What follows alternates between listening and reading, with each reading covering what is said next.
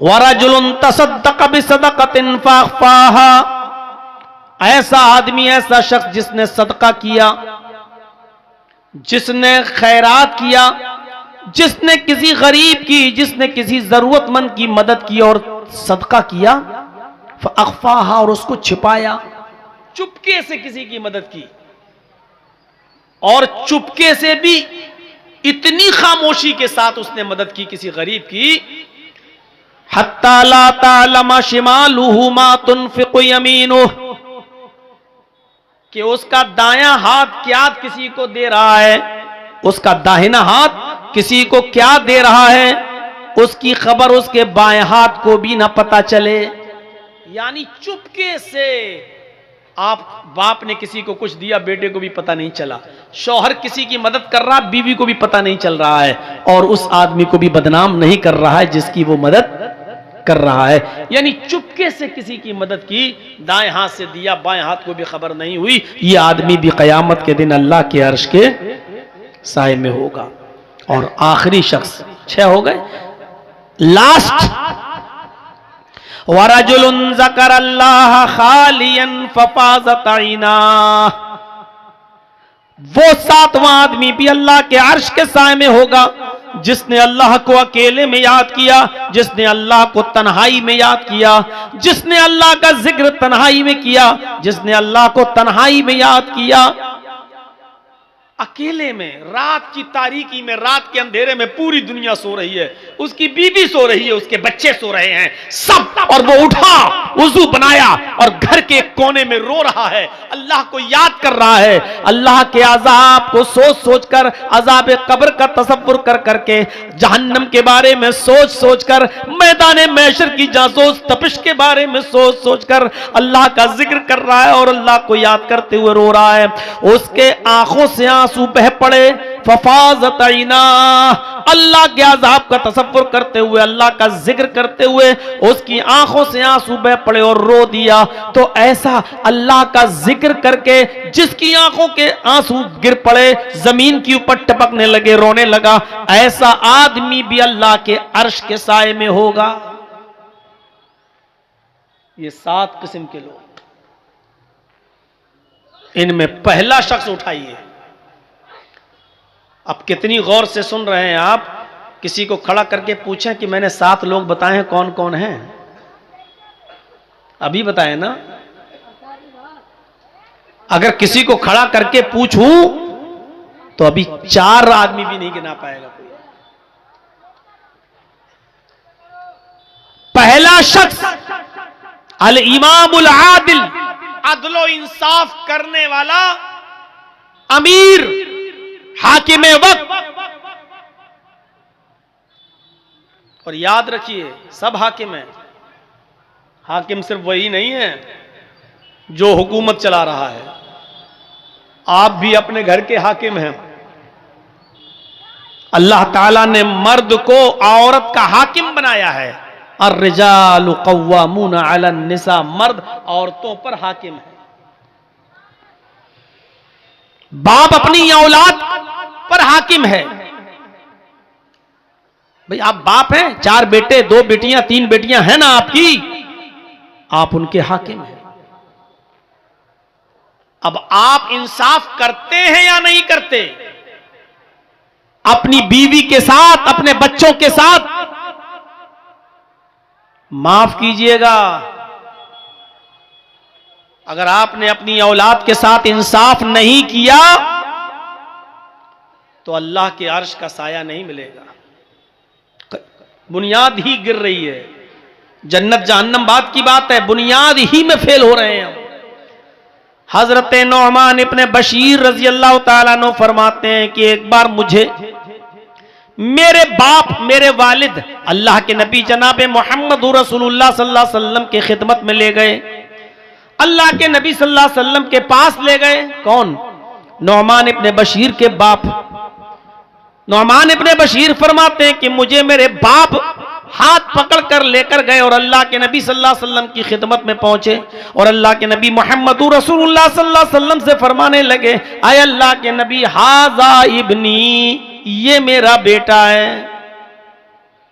आय अल्लाह के नबी, ये मेरा बेटा है, मेरे पास एक गुलाम है जो मेरा गुलाम है, वो गुलाम मैं अपने बेटे को गिफ्ट कर रहा हूं, वो गुलाम मैं अपने बेटे को दे रहा हूं, वो गुलाम आज के बाद मेरे बेटे का होगा। आय अल्लाह के नबी सल्लल्लाहु अलैहि वसल्लम, आप गवाह बन जाइए कि मैं अपने बेटे को गुलाम दे रहा हूं। बाद में अगर कोई झगड़ा हो, कोई उस पर दावा ठोके, तो आप गवाही दे दीजिएगा कि नहीं, मेरे सामने नौमान इब्न बशीर के बाप ने अपना गुलाम अपने बेटे को दिया था। नबी अकरम सल्लल्लाहु अलैहि वसल्लम ने नौमान इब्न बशीर के बाप से पूछा, क्या तुम्हारे और भी बच्चे हैं, और भी बेटे हैं? उन्होंने जवाब दिया कि हां, हमारी और भी औलादें हैं, हमारे और भी बेटे हैं। फरमाया, क्या तुम उनको भी एक एक गुलाम दे रहे हो? क्या तुम उनको भी एक एक गुलाम दे रहे हो? नौमान इब्न बशीर के बाप ने फरमाया, नहीं, मैं सिर्फ अपने इसी एक बेटे को, एक गुलाम है वो मैं इसको हिबा कर रहा हूं, वो मैं इसको दे रहा हूं। अल्लाह के नबी जनाब मोहम्मद रसूलुल्लाह सल्लल्लाहु अलैहि वसल्लम फरमाते हैं, फिर अपने इस बच्चे से भी वो गुलाम ले लो। अगर देना है तो सारे बेटों को एक एक गुलाम दो, और अगर नहीं देना है तो इस बच्चे से भी ले लो। मैं बेईमानी के सौदे पर गवाह नहीं बनता, मुझे गवाह बनाना है तो ईमानदारी के साथ गवाह बनाओ, सबको एक एक गुलाम दो, और अगर एक एक गुलाम सबके लिए नहीं है तो अपने बेटे से भी वो गुलाम ले लो, नौमान इब्न बशीर को भी मत दो। ये अदल होना चाहिए बाप का। कितने लोग हैं आप बाप होंगे, 4 बच्चों के, 5 बच्चों के, 6, गौर करें, जमीन और जायदाद का बंटवारा, गौर करें। क्या आपने वसीयत की? आपके 2 बेटे हैं, 2 बेटियां हैं, आपके मरने के बाद बेटों ने वरासत ले ली, क्या आपकी बेटियों को भी हक मिला? मसला याद रखिएगा, बाप की जिंदगी में औलाद का कोई हक नहीं है। बाप की जिंदगी में औलाद का कोई हक नहीं है। अगर वो अपनी जिंदगी में बंटवारा करता है कोई बाप, तो जितना बेटे को देगा उतना ही बेटी को भी देगा, जितना बेटे को देगा उतना बेटी को भी देगा। हां, अगर बाप ने जिंदगी में बंटवारा नहीं किया तो बाप की वरासत बाप के इंतकाल के बाद जब तकसीम होगी तो जितना बेटे को मिलेगा उससे आधा बेटी का भी हक बनेगा, लेकिन वरासत मरने के बाद तकसीम होगी तब। लेकिन आपने वसीयत की कि मेरे इंतकाल के बाद मेरे बेटों का जितना बने बेटों को देना, मेरी बेटी का जितना बने उन बेटियों को देना, क्या आपने वसीयत की? अगर जमीन और जायदाद के बंटवारे में अमानतदारी नहीं हुई, बेटों के साथ बेटियों को हक नहीं मिला, बहनों को हक नहीं दिया आपने, आपके मरने के बाद आपकी बीवी को हक नहीं मिला, तो याद रखिए कयामत के दिन अर्श का साया नसीब नहीं होगा। साया अर्श का मिलेगा ही उस शख्स को जो अदल और इंसाफ कर रहा होगा। एक जिम्मेदार शख्स के लिए जरूरी है कि वो जिम्मेदारी के साथ निभाए और अदल और इंसाफ करने की वसीयत कर जाए अपनी जिंदगी में कि मेरे बच्चों सुनो, एक आलिम को बुला लेना मेरे इंतकाल के बाद, और वो जमीन और जायदाद का बिल्कुल सही सही बंटवारा कर दे। बेटों का जितना बनता बेटों को दे दे, बीवी का जितना बनता वो बीवी को दे दे, बहनों का बेटियों का जितना बनता वो बेटियों को दे दे। मेरे मरने के बाद मेरी बहन का जितना बनता वो बहन का हक दिया जाए। अगर आपने ये अदल से काम नहीं लिया तो याद रखिएगा, सबातु युज़िल्लुहुमुल्लाहु फी ज़िल्लिही यौम ला ज़िल्ला इल्ला ज़िल्लुहु अल इमामुल आदिल। कयामत के दिन जो 7 किस्म के लोग अल्लाह के अर्श के साए में होंगे उनमें हम नहीं होंगे, क्योंकि हमने अपनी औलाद के साथ अदल व इंसाफ का मामला नहीं निभाया। अगर आप हाकिम वक्त हैं तब तो और ज्यादा जिम्मेदारी बढ़ जाती है कि अपनी रियाया के साथ और आवाम के साथ और पब्लिक के साथ अदल करें, वरना बहुत भयानक अंजाम होगा। गस्सान का बादशाह, शाह गस्सान, जिसका नाम जबला इब्ने अयहम है, बहुत बड़ा बादशाह है गस्सान का, ईसाई है, इस्लाम से मुतासिर हो गया, इस्लाम की तालीमात से मुतासिर हो गया, प्रभावित हो गया और सोचने लगा कि अब मैं इस्लाम कबूल कर लूं तो बेहतर है, क्योंकि इस्लाम दिन पे दिन बढ़ता जा रहा है, इस्लाम के अंदर खूबियां ही खूबियां नजर आ रही हैं। लेकिन वो समझ रहा था कि मैं तो ईसाइयों का बादशाह हूं और कई मर्तबा उमर से टक्कर ले चुका हूं, उमर मुझसे नाराज होंगे, अमीरुल मोमिनीन उमर फारूक मुझसे गुस्सा होंगे, पता नहीं मैं इस्लाम कबूल करने जाऊं तो वो मेरे इस्लाम को माने भी या ना माने, कहीं मेरी गर्दन न उड़ा दें। इसलिए शाह गस्सान अपना एक कासिद, अपना एक दूत, अपना एक एलची लेटर लिखकर, खत लिखकर अमीरुल मोमिनीन के पास भेजता है। गस्सान का बादशाह जबला इब्ने अयहम एक लेटर लिखता है और अपने दूत के जरिए, अपने कासिद के जरिए वो लेटर भिजवाता है कि हजरत उमर फारूक से ये पूछो कि शाह गस्सान जबला इब्ने अयहम, गस्सान का बादशाह जो ईसाई है, वो इस्लाम कबूल करना चाहता है, क्या मेरी इस्लाम में एंट्री होगी या नहीं होगी। उसने एक कासिद को भेजा कि अब पता चल जाएगा मेरे कासिद के साथ उमर क्या सलूक करते हैं, मेरे भेजे हुए दूत के साथ उमर क्या सलूक करते हैं। अगर अच्छा सलूक किया तो ठीक, मैं इस्लाम ले आऊंगा, और नहीं तो फिर मैं ईसाई बना रहूंगा। जब वो कासिद, वो दूत हजरत उमर फारूक के पास आया और अमीरुल मोमिनीन को वो लेटर दिया, हजरत उमर ने उस लेटर को पढ़ा और पढ़ने के बाद उसी लेटर पर जवाब लिखवा दिया कि तुम फौरन चले आओ और इस्लाम कबूल कर लो। इस्लाम कबूल करने के बाद तुम्हारे ऊपर कोई नुकसान नहीं है, तुमसे कोई इंतकाम नहीं लिया जाएगा, तुमसे कोई बदला नहीं लिया जाएगा। शाह गस्सान ने जब जबला इब्ने अयहम ने ये लेटर पढ़ा तो बड़ा ताज्जुब करने लगा कि हजरत उमर फारूक रज़ियल्लाहु ताला अन्हु ने इतनी आसानी के साथ मेरे इस्लाम कबूल करने की बात मान ली और पुरानी दुश्मनी सब भूल गए। उसको हजरत उमर की ये सादगी पसंद आई। उसने अपने 500 घुड़सवारों को लिया, 500 साथियों को लिया और अपने घोड़ों पर बैठकर वो मदीने की तरफ सफर करने लगा। अपने साथियों के साथ जैसे ही मदीने आया तो हजरत उमर फारूक का शहर मदीना आने से पहले उसने एक जंगल के अंदर खेमा डाला, एक जंगल के अंदर पड़ाव डाला और यहां आने के बाद रुक गया और यहीं से उसने खबर भेजी कि मैं आ चुका हूं, अब मैं आपसे मिलने आऊं या नहीं आऊं। हजरत उमर फारूक ने उसको इजाजत दे दी कि जब तुम आ ही चुके हो तो अब शौक से तुम मदीने के अंदर दाखिल हो जाओ। हजरत उमर ने अपने सहाबा को भी लगा दिया कि इन मेहमानों की अच्छी तरीके से मेहमान नवाजी करना।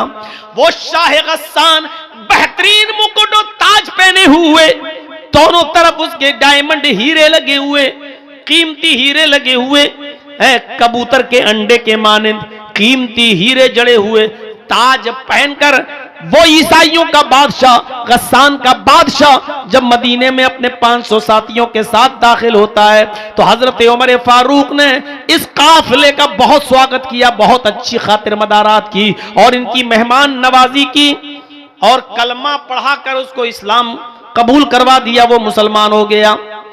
शाह गस्सान ईसाइयों का बादशाह, वो मुसलमान हो जाता है। जो चीज मैं आपको बताना चाहता हूं वो सुनते रहिए नौजवानों। ये तकरीर मेरी आज की और दूसरी जगहों की तकरीरों से बिल्कुल अलग है, बिल्कुल अलग हटकर है। ये वाकयात मैंने आज तक किसी और तकरीर में अपनी 20-22 साल की जिंदगी में तकरीरी दौर में नहीं बताए जो आज मैंने आपके सामने ये रखा है। वो शाह गस्सान जब मदीने में दाखिल होता है 500 साथियों के साथ और इस्लाम ले आता है, हजरत उमर फारूक उसकी इज्जत और खातिर मदारात कर रहे हैं। इन्हीं दिनों में हज का सीजन शुरू हो जाता है, इन्हीं दिनों में हज का सीजन शुरू हो जाता है। मदीने से लोग मक्के की तरफ हज करने जा रहे हैं। हजरत उमर फारूक ने शाह गस्सान से जबला इब्ने अयहम से कहा कि क्यों ना, आपको भी हज का मौका मिल रहा है, तुम भी चलो और तुम भी हज कर लो, हम लोग जा रहे हैं हज करने के लिए। आए गस्सान के बादशाह, तुम्हें भी हज मुबारक हो और मैं चाहता हूं कि तुम भी मेरे साथ हज करने के लिए चलो। वो भी तैयार हो गया और शाह गस्सान जब तैयार होता है हज करने के लिए, रवाना हुआ अपने साथियों के साथ। और ये सब लोग जब मक्के में पहुंचे तो अलग अलग हो गए। चलो जाओ, अब तवाफ के बाद मिलेंगे, उम्रे के बाद मिलेंगे, बाद में मुलाकात होगी। हजरत उमर भी तवाफ करने लगे और खाने काबा पहुंचने के बाद शाह गस्सान भी तवाफ करने लगा। एक खूबसूरत लुंगी पहने हुए था एहराम की शक्ल में, ऊपर एक चादर डाले हुए था और बेहतरीन किस्म की एक लुंगी पहने हुए था। बादशाह था, चूंकि वो पैसों की उसके पास कोई कमी नहीं थी। वो तवाफ करने लगा। दौरान तवाफ एक नौजवान सहाबी से, जो अराबी था, जो देहाती था, वो नौजवान सहाबी भी तवाफ कर रहा था। भीड़ ज्यादा होने की वजह से इस नौजवान आदमी का पैर शाह गस्सान की लुंगी के ऊपर रख गया। ऐसे वो तवाफ हो रहा था तो ऐसे वो पैर से लुंगी दब गई, शाह गस्सान की लुंगी दब गई। शाह गस्सान जब आगे बढ़ा तो उसकी लुंगी खुल गई। शाह गस्सान की लुंगी खुल गई। चादर इतनी लंबी थी ऊपर वाली, जो नीचे तक थी उसकी शर्मगाह नहीं दिखाई दी, सतर नहीं खुला, उसकी लुंगी खुल गई। इसने जल्दी से, नौजवान ने, इस मुसलमान सहाबी ने जल्दी से उसकी लुंगी उठाकर उसको दी कि भाई गलती से, धोखे से मेरा पैर तुम्हारी चादर पर, तुम्हारी लुंगी पर रख गया। शाह गस्सान ने देखा एक गरीब आदमी जिसके एहराम में पैबंद लगे हुए हैं, जिसके कपड़े में जोड़ लगे हुए हैं, इस कमीने ने, इस कमबख्त ने मेरी लुंगी को अपने पैर से दबा दिया। शाह गस्सान पीछे मुड़ा और उसने एक जोरदार थप्पड़ इस मुसलमान नौजवान को, इस सहाबी को मार दिया। देखो उस लड़के को रोको तो लाल लाइट मार रहा है। यही माँ बाप ने सिखाया है। इतने इतने से बच्चे हैं, इनको यह भी नहीं मालूम लाइट कहां मारी जाती है।